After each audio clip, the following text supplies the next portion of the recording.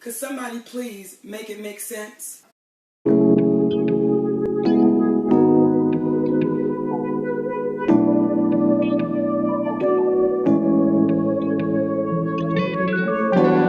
For millennia, the most esteemed philosophers have pondered the key question: to stand or not to stand.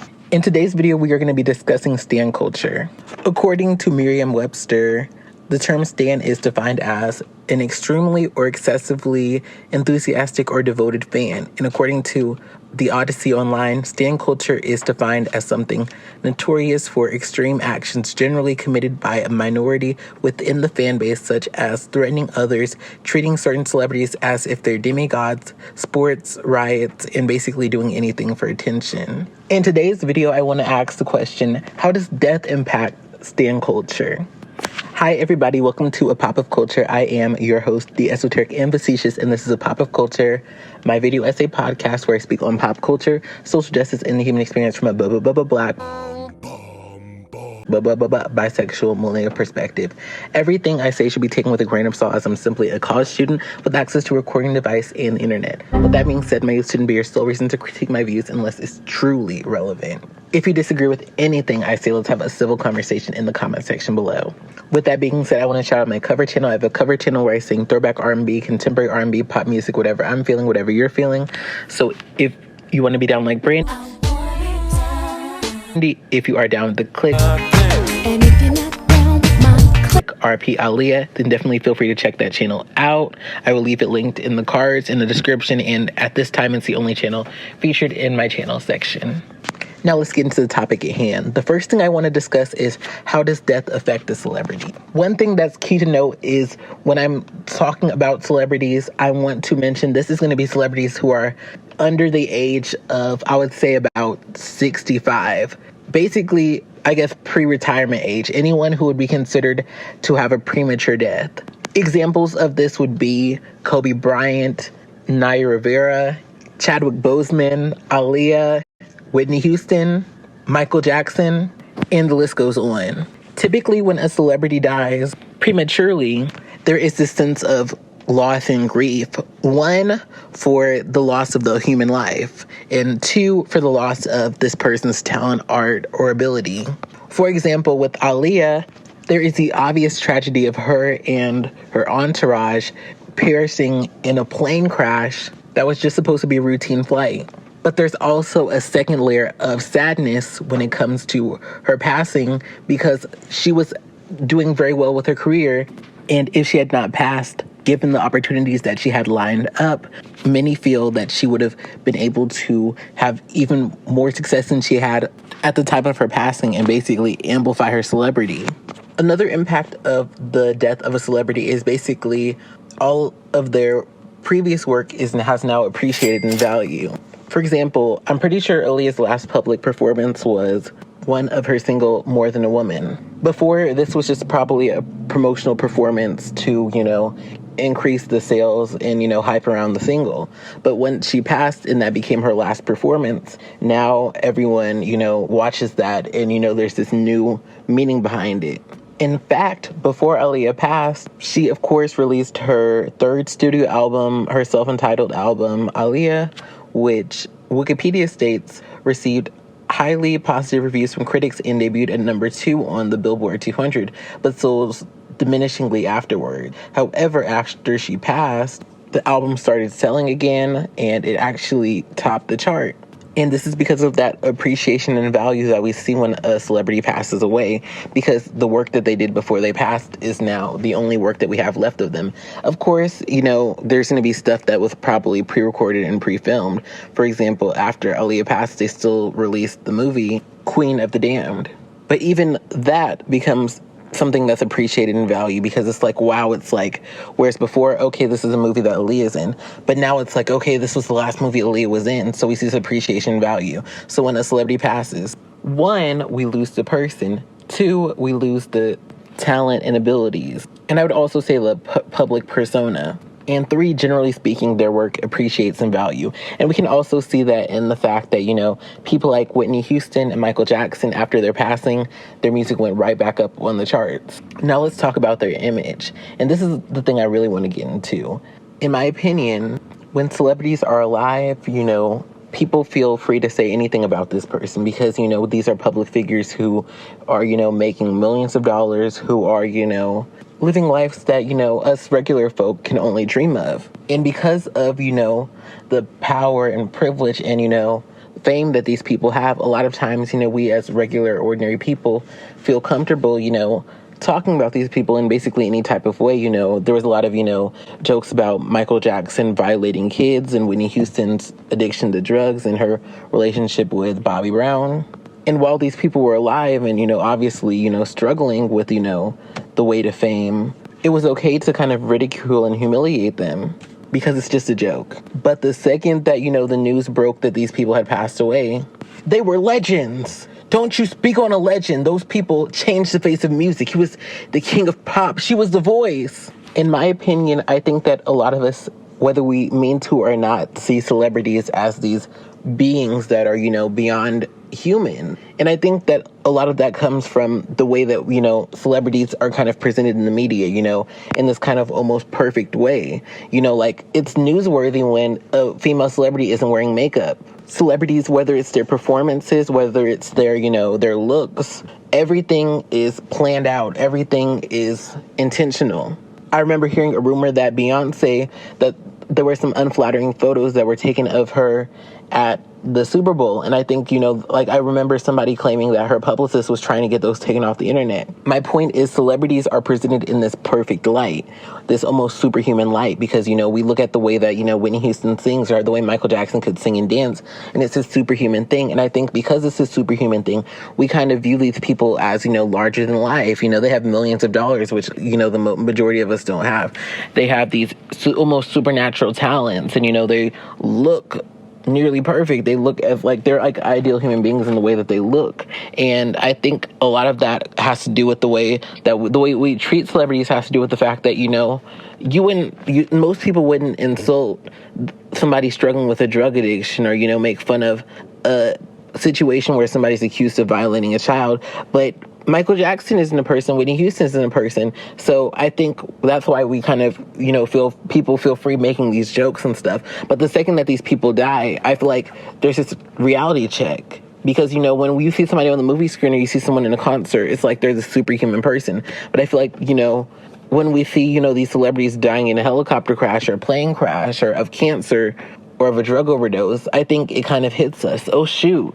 Even though we were super talented and very wealthy, gravity is gravity, These people, they're not superhuman in the way that they can't withstand, the same way if you get in a car crash, it's a fatal car crash, you're not going to make it. That's the same way they're going to get in a fatal car crash and not make it. So I think celebrities' image is a lot of the time, people I feel like a lot of the time feel comfortable saying rude and horrendous things, but the second that a celebrity passes, I think people have this realization that these people, though they are successful and though they are talented, that they too are also human. And I think with that realization, we see a lot of sympathy put towards these people that we didn't usually see in their life. I think once a celebrity passes, their image changes in the way that, people have this newfound sense of sympathy towards the person. Because now we've seen that their mortality, we've observed that, they're no longer with us. So now the sympathy that we may have not had before because they were a larger than life personality, we have. And I think too, there's this kind of I'll call it this white sheet that kind of goes over them, this white sheet that kind of deflects from criticism. And it kind of goes into this idea of, we don't speak ill of the dead or don't speak ill of the dead. I think there's this idea of, once a person dies, we can't be as critical of them. And I think that's kind of fair, especially when people die prematurely. Because I feel like, for example, let's say someone died at 95 years old. They lived a full life. They had pretty much a chance to, as far as I know, they have a chance to make their dreams come true, to, find love, do whatever they want to do. Within those 95 years, they had a chance to do that. But when someone dies at, let's say, 22 or 40, there's a lot more they could have done.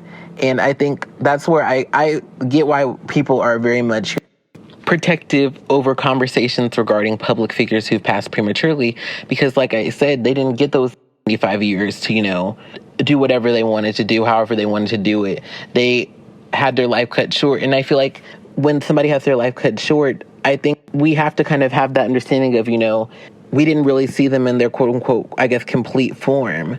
For example, those time-old conversations where we see comparisons between Beyonce and Aaliyah. And it's like, I feel like a lot of those comparisons are foolish because I feel like it doesn't make a lot of sense to compare somebody who passed at 22, who entered the game at 14 as a solo artist, to someone who entered the game in their teens in a group and then became a solo artist after a few albums with that group. And like I was saying before, I think a lot of people, we treat these celebrities not as real people. For example, when people ask their parents, who's your favorite?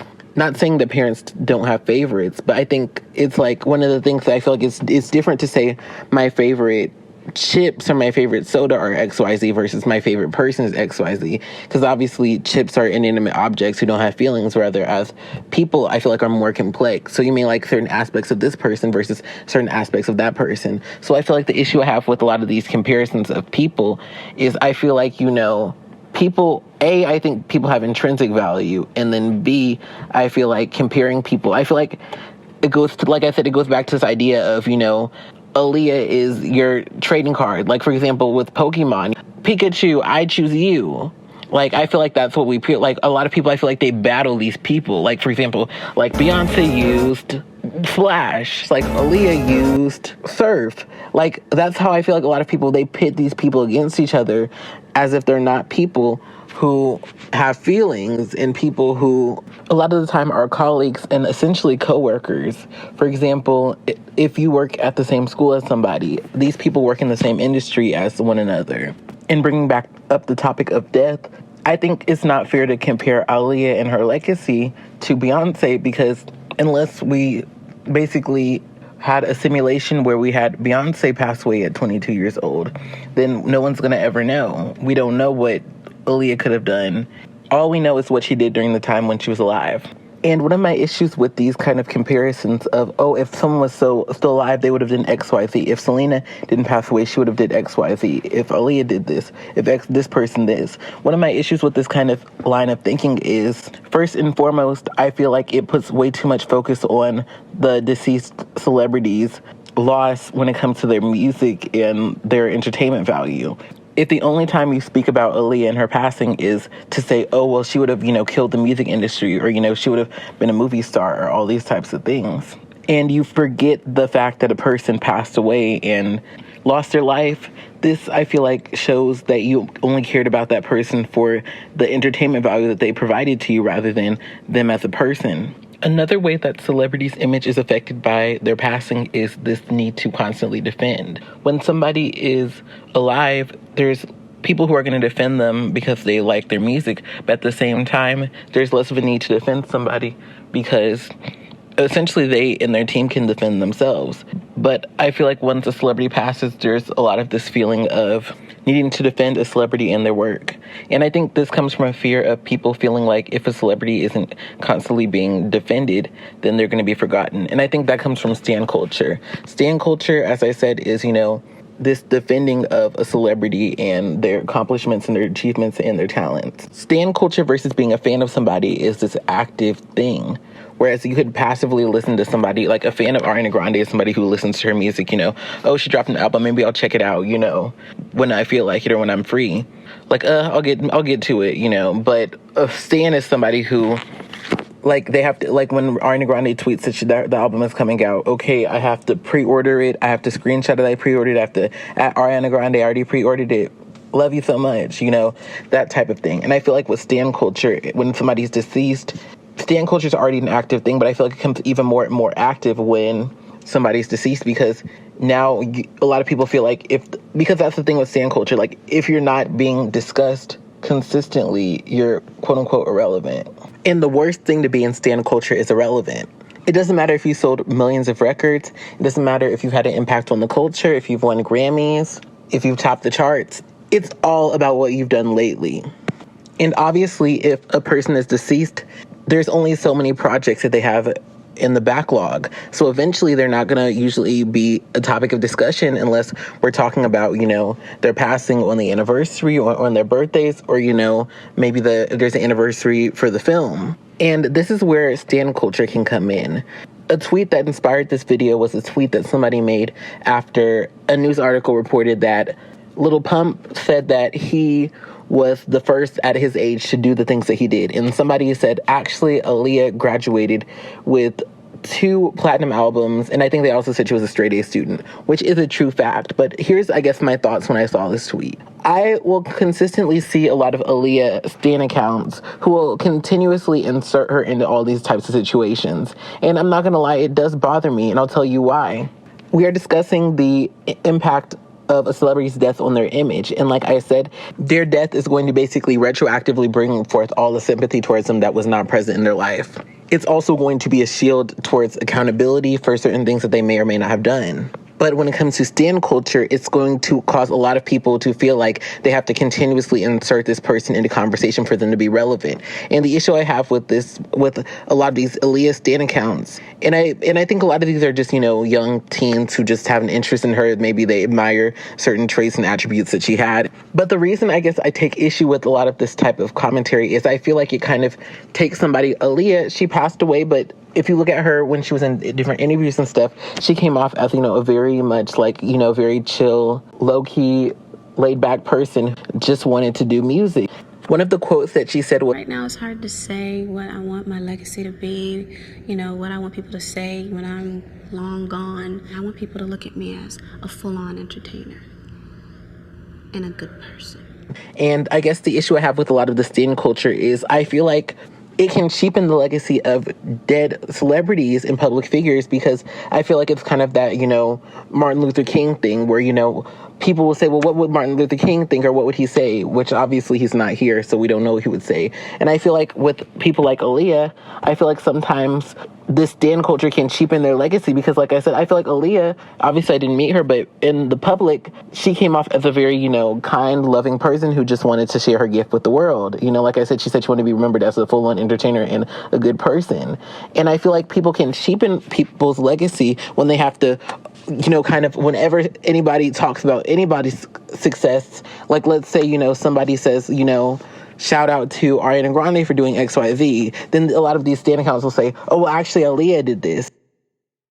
For example, one of the things that really bothered me, and this is in my fake woke Twitter video, if y'all want to check that out, was when I saw people tweeting things and they were saying things like, instead of supporting at Jeffree Star Cosmetics, support these black-owned brands. And for me, the thing that rubbed me the wrong way is it's like, couldn't you just support black-owned brands? Couldn't you just shout them out without having to, because it's like now you're making it where the only way that black-owned brands can be relevant if it's when you're bashing Jeffree Star. And in the same light, it's like Aaliyah can only be relevant when you're trying to bash somebody from 2020. I feel like within stan culture, the issue I see is we can't allow multiple people to be successful or be great. There always has to be the best person, and a lot of times we use metrics like Grammys and record sales, which are not free from bias or fundamental exemplars of what success is to be. I think for me, one of the things that I think on when I think about deceased celebrities, especially deceased celebrities that I admire, is I think that when we talk about legacy, I think the legacy should be the impact that they had on people, the talent that they were able to, share with the world. Somebody's legacy is bigger than the records they sold, the amount of, championships they won, their vocal range, and all these other factors that people use to defend their faith.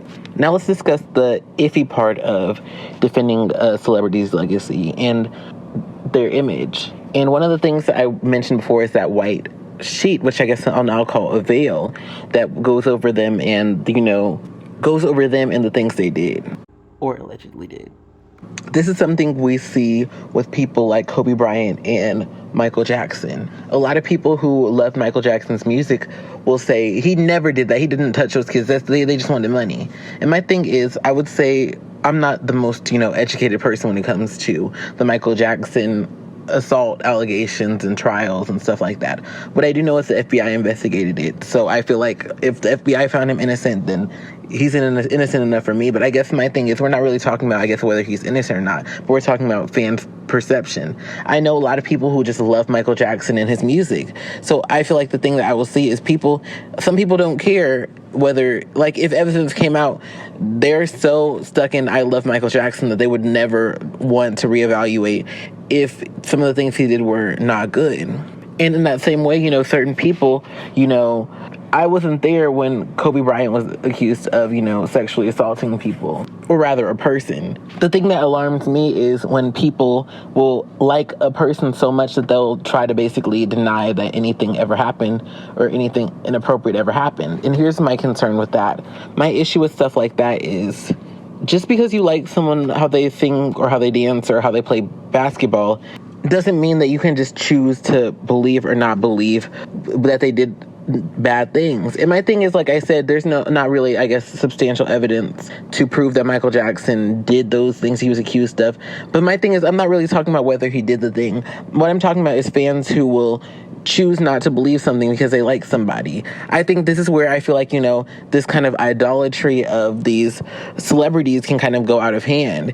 If you want to remember a celebrity in a certain way, you may not want to think about, I can't think about him doing that. I can't take that. And this makes me wonder, do we each individually form our own legacy of a celebrity based on how we want to remember them, or do we organically remember them as the person they were as they present themselves publicly? This is something we also see with Whitney Houston. A lot of people would say, she didn't do drugs, she wasn't on drugs, until people were denying it, until literally they found drugs in her system and drugs and or drug-related paraphernalia at her death scene. So I feel like that's, I guess, the question I want to raise with all of this. The topic of this video is how has stan culture affected celebrity death?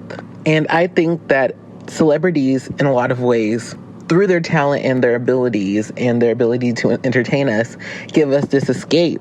When people think about, memories they have when listening to Whitney Houston songs or Michael Jackson songs, or even just, certain people like Kobe Bryant, seeing him play on the court, a lot of people have these memories that are this escape. They're not worried about, how much, they have to pay on this bill or that bill, or, work and the stresses of work or being a parent. A lot of people have a lot of this nostalgia and this happiness surrounding these memories. And so I feel like a lot of people are very protective of of these celebrities who passed, who they admired, because and I'm like, this is kind of weird for me to explain, but when Whitney Houston passed away, not only did Whitney Houston pass away, but the person who gave a lot of people, happy memories, whether it be, a song that they walk down the wedding aisle to, or a song that they have that reminds them of a lost loved one.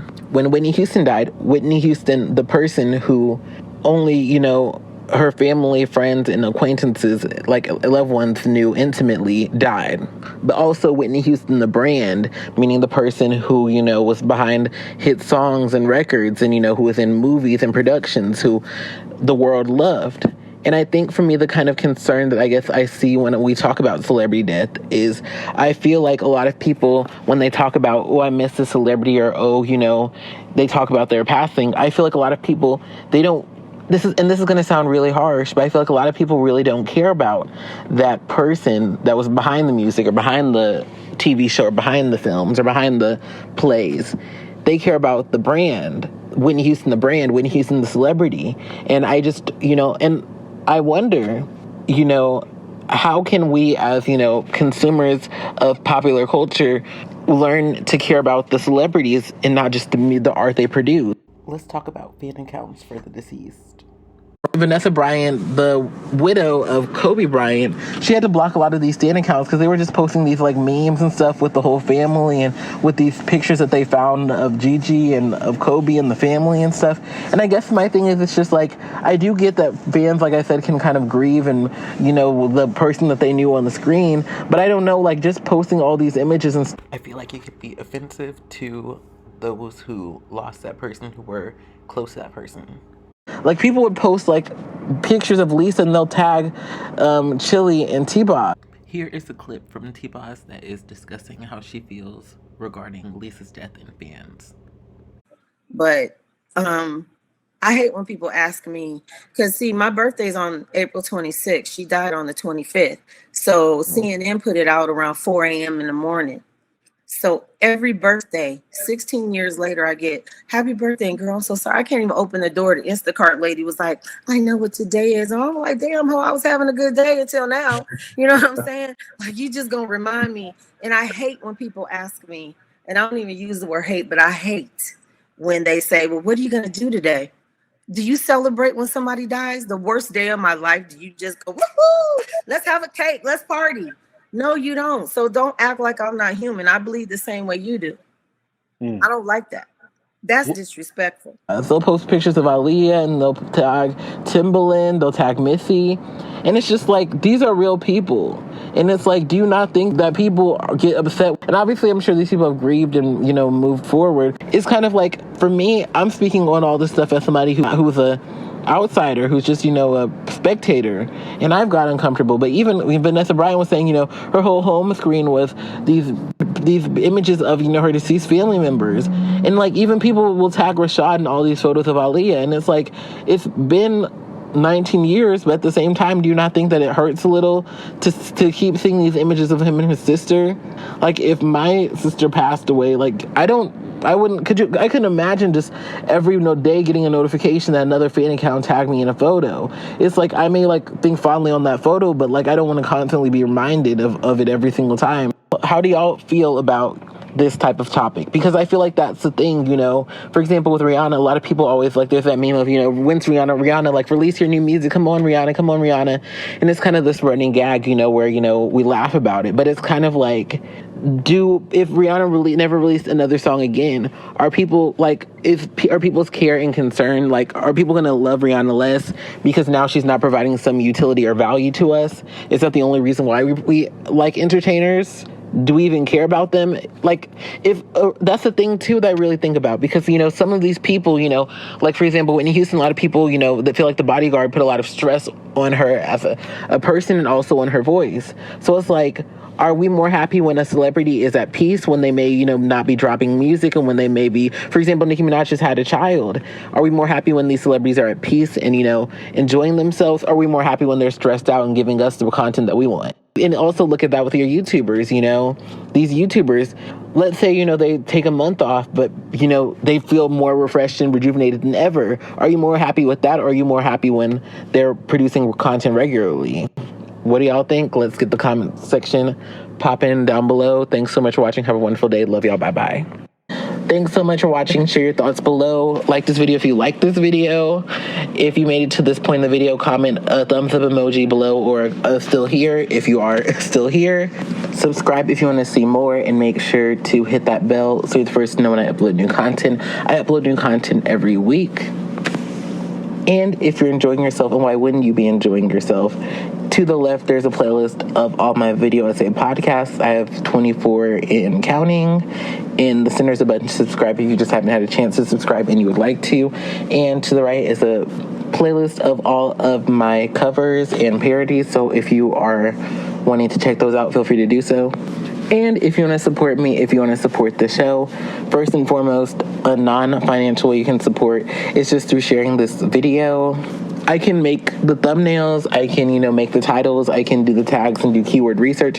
One of the best ways that I can grow my brand is through y'all sharing this content with other people who like this type of content, because I nor you can control the algorithm, but I can control the quality of the content I make, and y'all can, if you enjoy the content, share with people who can like it, so that way, if y'all are feeling it, it's getting put out there, whether, the algorithm favors it or not. Somebody's gonna see it because you resonated with it and you resonated with me, and now you're sharing it with other people. So if that's a non-financial way you can support the channel, and if you do want to support the channel financially, my Cash App is linked in the description of this video.